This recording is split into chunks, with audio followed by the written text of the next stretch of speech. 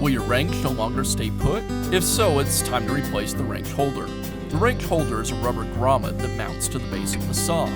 The wrench is inserted into it and is held in place by friction. The holder might wear from use and no longer hold the wrench securely. Because it is rubber, it may harden over time and begin to crack.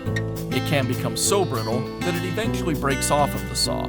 Replacing the wrench holder is a repair that you can do yourself, and I'm going to show you how. The grommet is located on the front of the saw.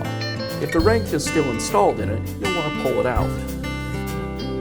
Oftentimes, the grommet will get brittle and crumble, but if yours is still in place, you'll want to remove it using a pair of pliers or a screwdriver, or maybe both. Work my way around it, pulling it free from the housing.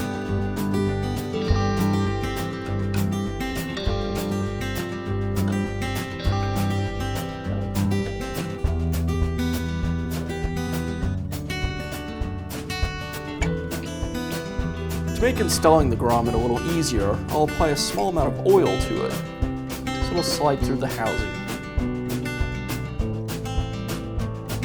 And now I can install the new tool holder into the housing. I'll use a small screwdriver to help tuck it into the housing.